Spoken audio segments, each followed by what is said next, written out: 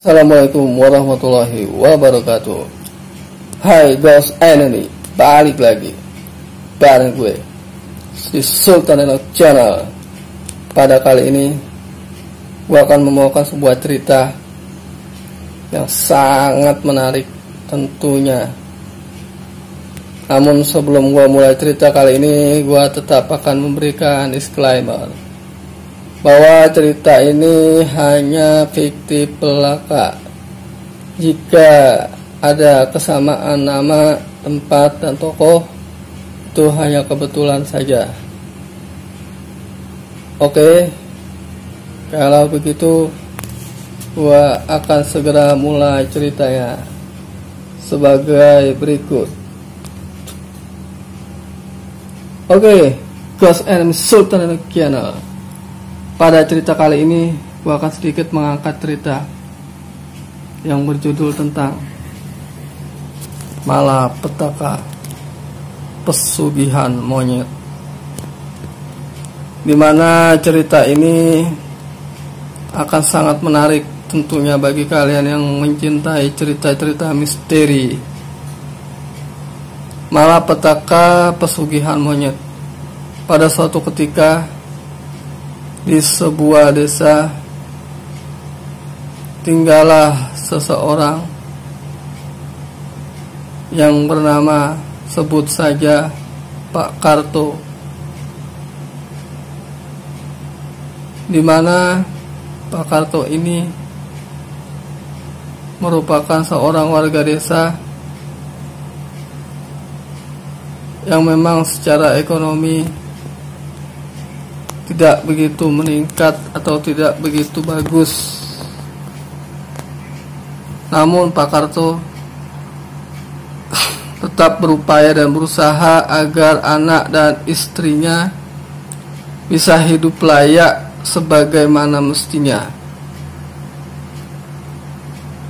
Dalam perjalanan hidupnya, tidak sedikit orang yang menyinyir tentang kehidupan Pak Karto, karena sebagian seseorang memandang beliau dengan keadaan yang rendah, tentunya secara ekonomi dan finansial. Dari situlah Pak Karto mulai berpikir, bagaimana saya bisa kaya raya tanpa proses yang lama. Dari situlah dia mulai gelisah dan mencari informasi seputar pesugihan. Cari dan mencari berita serta informasi, dapatlah Pak Karto. Dia dikenalkan oleh seseorang kuncen yang bisa membantu dia untuk melakukan pesugihan. Pak Karto pun pergi lekas menemui Bapak kuncen tersebut. Perjalanan cukup jauh karena harus melewati jalan yang menyisiri tepi-tepi bukit dan jurang yang cukup seram. Tibalah Pak Karto di rumah kuncen tersebut berada.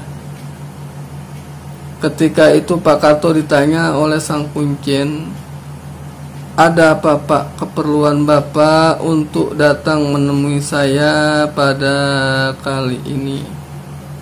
"Jadi begini Mbah, saya ini sudah hampir putus asa."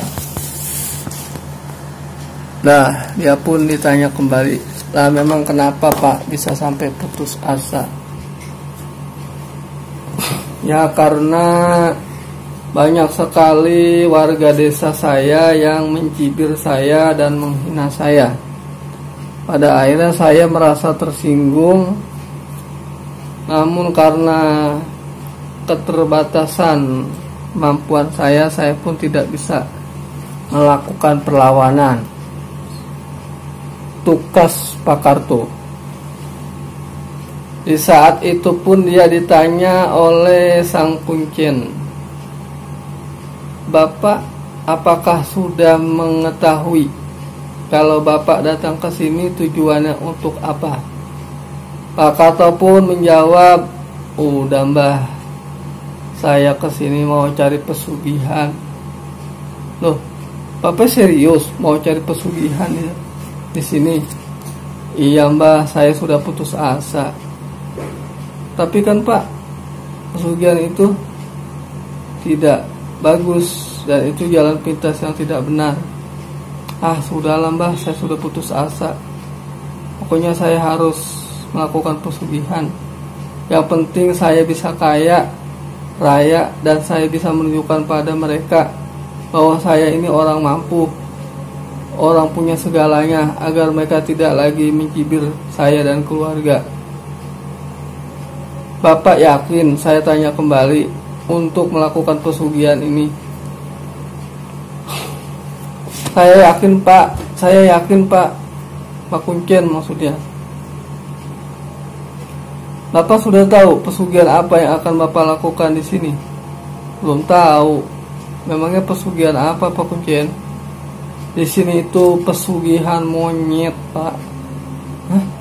Pesugihan monyet? Iya.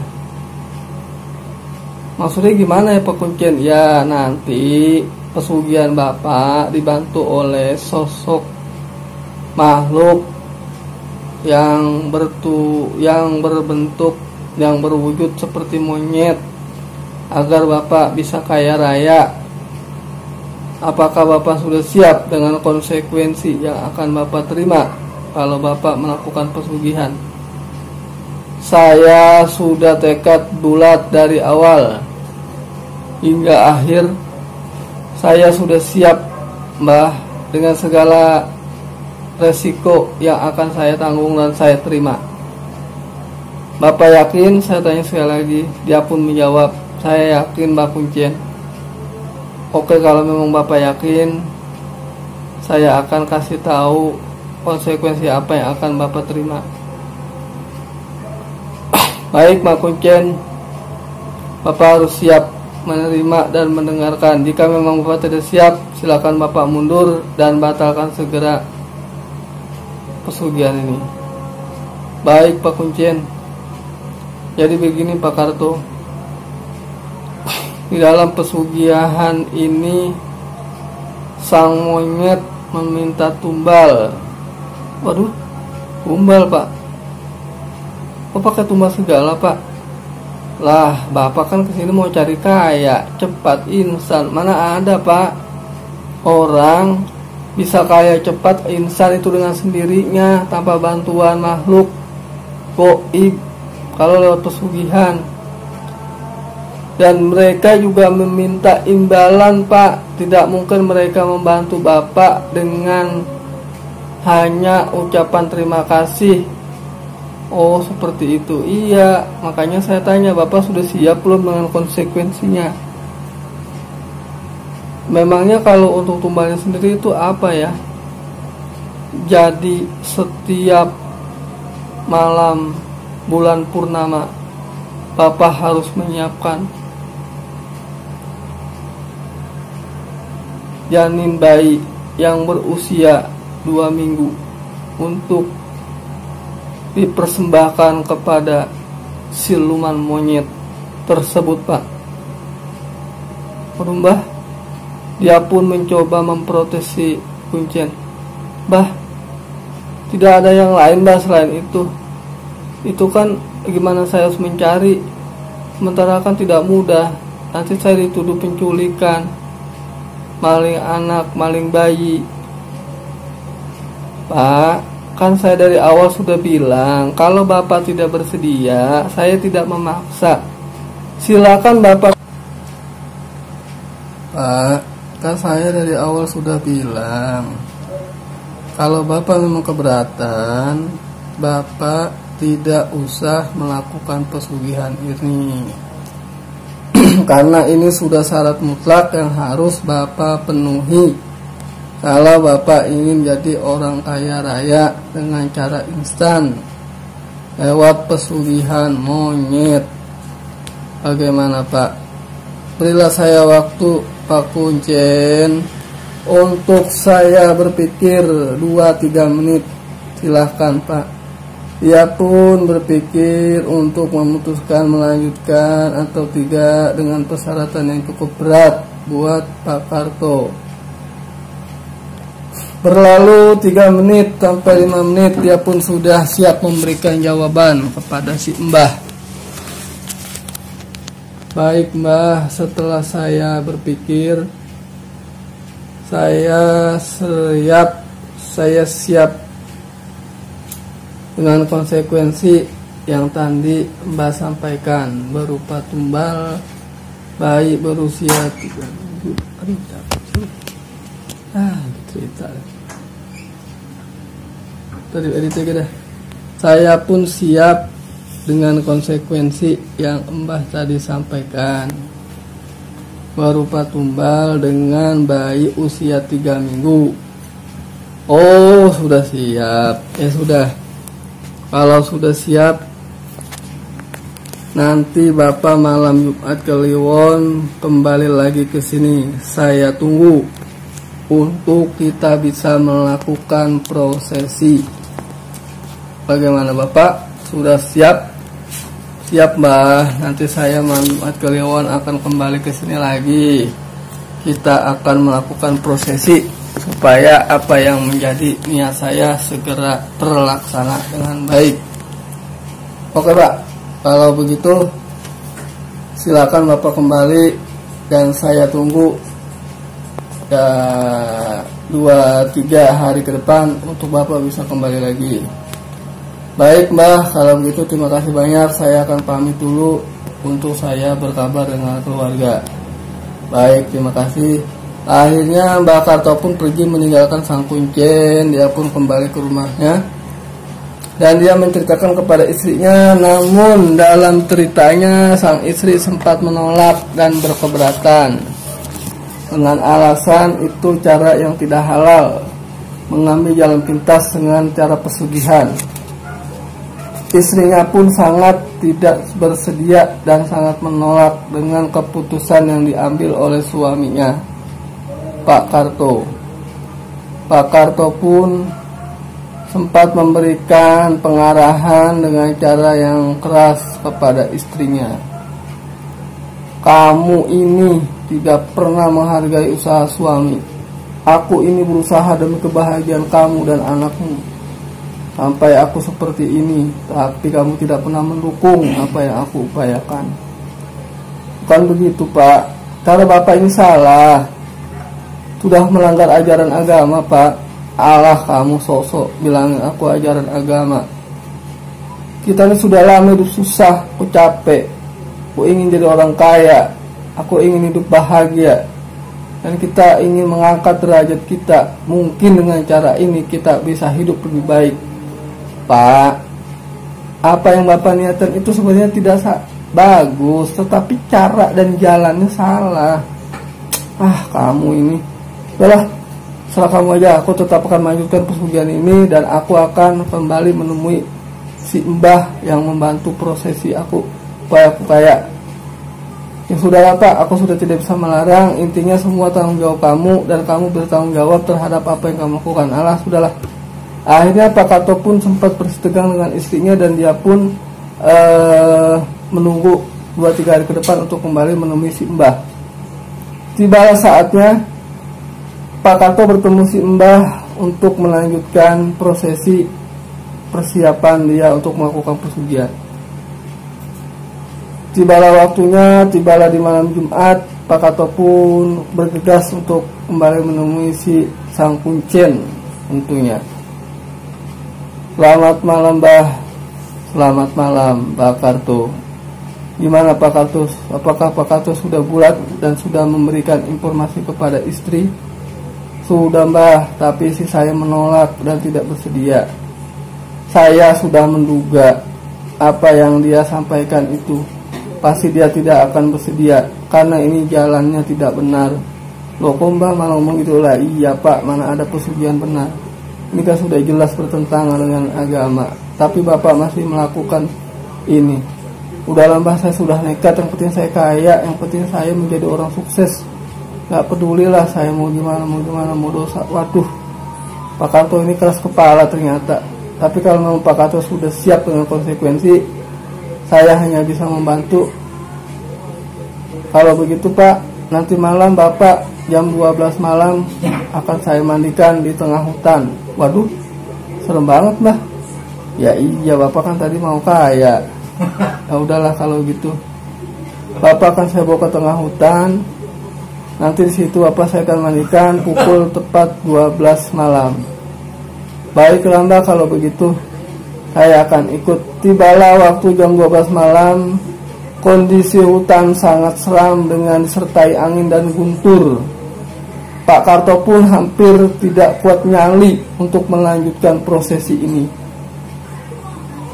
Akhirnya dengan berat hati dan dengan motivasi dia ingin kaya dengan cara instan, dia pun akhirnya tetap melanjutkan ini untuk melakukan ritual pesugihan bersama si Mbah Kuncen. Bagaimana Pak Karto? Sudah siap? Sudah Pak. Oke, kalau gitu Pak Karto siap, akan saya mandikan. Prosesi itu pun dilakukan oleh si Mbah Kuncen agar Pak Karto bisa melakukan prosesi pesugihan.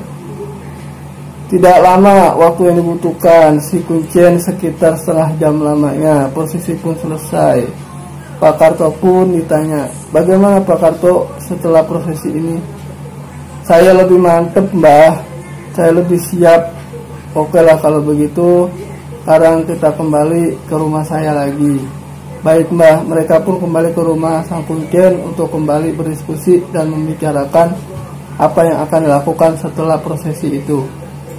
Baik Pak Karto, setelah tadi Pak Karto mandi, masih ada satu prosesi lagi, yaitu Pak Karto harus menyiapkan satu ayam hitam. Nanti yang diambil adalah darahnya untuk dipersembahkan kepada siluman monyet. Bagaimana Pak Karto siap? Waduh Mbah, gimana nyarinya saya Mbah? Carilah Pak, beli di pasar. Baiklah Mbah, kalau gitu akan saya segera persiapkan. Besok malam saya tunggu Pak untuk prosesinya agar supaya cepat.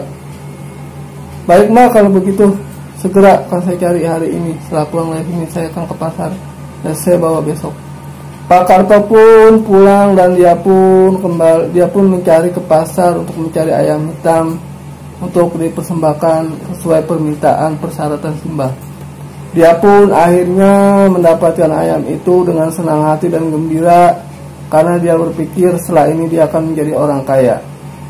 Akhirnya dia pun membawa ayam itu ke rumah Simbah. Tepat pada malam hari dia pun kembali bertemu. Mbah, ya Pak Karto, saya baru selesai makan. Gimana Pak Karto? Sudah dapat ayamnya Pak? Sudah Pak? Oke, kalau gitu kita akan potong ayamnya dan kita akan ambil darahnya Mbah. Darahnya lah yang akan kita persembahkan untuk si siluman monyet. Waduh Mbah, saya takut Mbah. Loh, kok takut? Bapak kan sudah tahu konsekuensinya. Oh iya ya. Ya sudah Mbah, saya ikut Mbah aja. Mereka pun menyembelih ayam itu atau memotongnya dan mengambil darahnya untuk dibawa ke atas gunung untuk diserahkan ke siluman monyet. Mereka pun pergi ke sana dan mereka pun berada di satu tempat di mana siluman monyet sudah ada di sana menunggu mereka. Pak, darah ini akan kita kasih kepada si siluman monyet. Bapak nanti jangan takut ya kalau ada makhluk hitam besar berbulu yang akan menghampiri Bapak untuk mengambil darah ini. Waduh Mbah, saya takut. Udah Pak, Bapak tenang aja, Bapak nggak akan dimakan kok. Oh gitu, baiklah. Akhirnya si Pak Karto pun kembali mempersiapkan dirinya untuk bertemu si siluman monyet. Akhirnya Pak Karto pun bertemu dengan siluman monyet dan siluman monyet pun mengambil darah yang tadi persiapan dari ayam hitam yang telah dipotong tadi. Di saat itu Pak Karto hampir pingsan karena dia pertama kali melihat siluman monyet yang cukup besar. Waduh, gede banget ini siluman. Udahlah, ada apa-apa, yang penting aku menjadi orang kaya. Akhirnya selesailah prosesi itu dan Pak Karto kembali ke rumah si Bapak Kuncen. Kembalilah Pak Karto dan ditanya oleh Pak Kuncen, bagaimana Pak Karto? Sudah ketemu? Sudah Mbah. Sudah diambil? Sudah. Pak Karto akan menjadi kaya dalam hitungan berapa hari ke depan.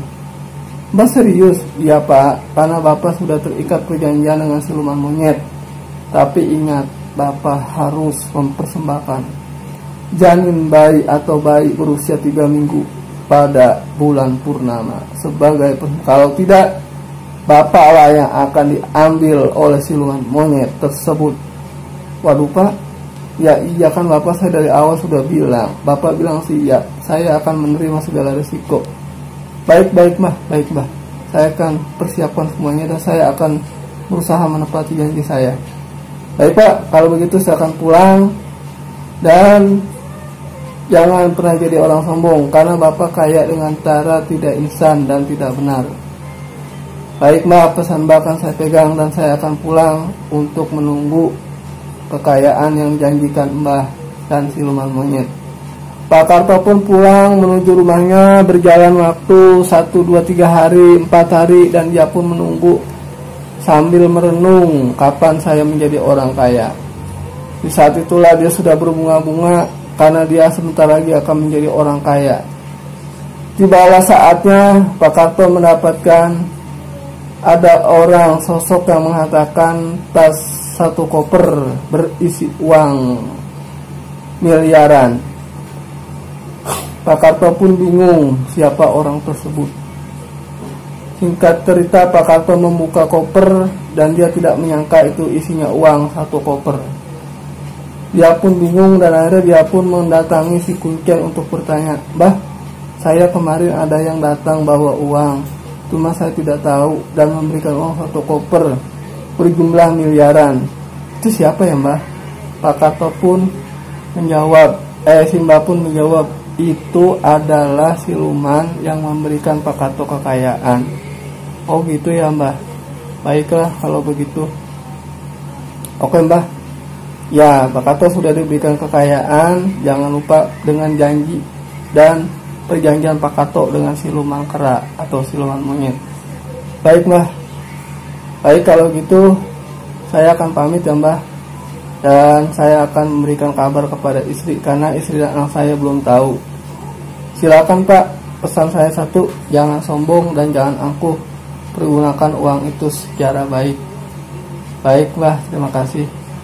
Kalau gitu saya akan pamit." Dan akhirnya Pak Karto pun kembali pamit pulang ke rumahnya. Dia memastikan bahwa apa yang dia dapatkan itu adalah benar dari siluman monyet.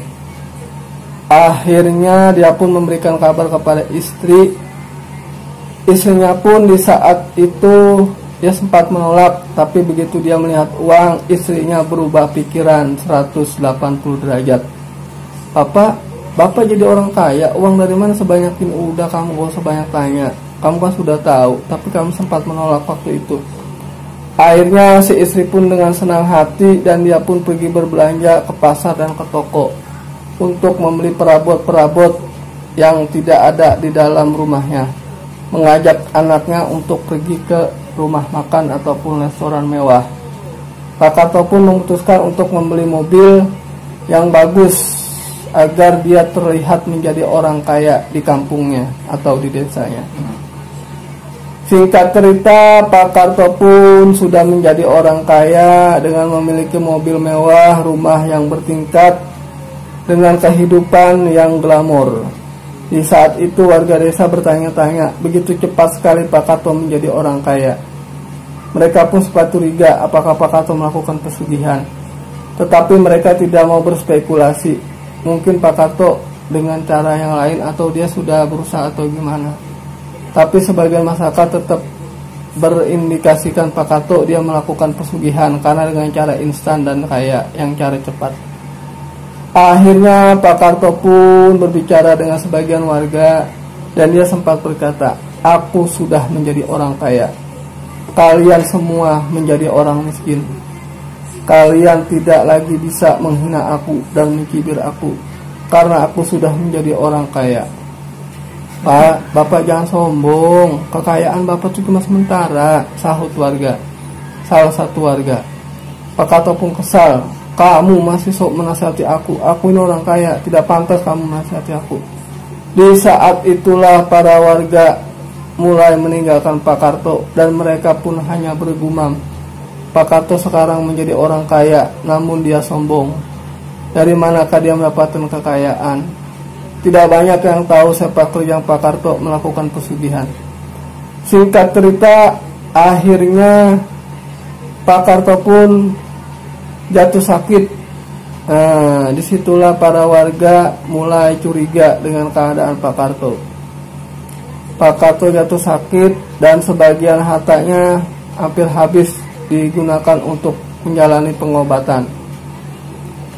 Akhirnya Pak Karto pun lupa dengan janji yang dia harus tunaikan kepada siluman monyet, yaitu memberikan tumbal berupa bayi berusia 3 minggu. Singkat cerita, Pak Karto pun tidak menepati janjinya, dan pada saat malam naaslah datang, Pak Karto dihampiri oleh sosok makhluk berbulu, yaitu siluman monyet yang akan mengambil dirinya untuk dijadikan tumbal sebagai ganti. Pak Karto pun sangat takut dan sangat tidak percaya bahwa dia akan mengalami kejadian tragis ini. Singkat cerita kembali, Pak Karto akhirnya wafat dan meninggal dengan cara yang tragis, yaitu dengan tubuh banyak sekali cakaran seperti cakaran monyet. Selesailah cerita ini. Hikmah dari cerita ini adalah, saudara-saudaraku, gue cuma mau berpesan, jangan pernah kita mengambil jalan pintas dalam kehidupan. Berproseslah untuk menjadi orang sukses, karena proses itu merupakan sesuatu perjuangan yang harus kita perjuangkan. Jadi semangat dalam bekerja, semangat dalam berkarya, itu adalah kuncinya. Tidak dengan cara jalan pintas yang tadi cerita setelah kita ikuti pengalaman Mbah Karto. Dia kaya cara cepat dengan mengambil jalan pintas lewat pesugihan. Jangan pernah mencoba dan jangan pernah melakukan pesugihan, karena itu bertentangan dengan ajaran Islam. Terima kasih. Semoga sukses yang sudah menyaksikan video ini. Bantu like, subscribe, share, komen untuk bisa mengikuti program dan cerita-cerita serta ekspor tempat terbengkalai dari Sultan Danuk Channel. Terima kasih banyak. Assalamualaikum warahmatullahi wabarakatuh. Selamat sore, salam reading, salam sukses.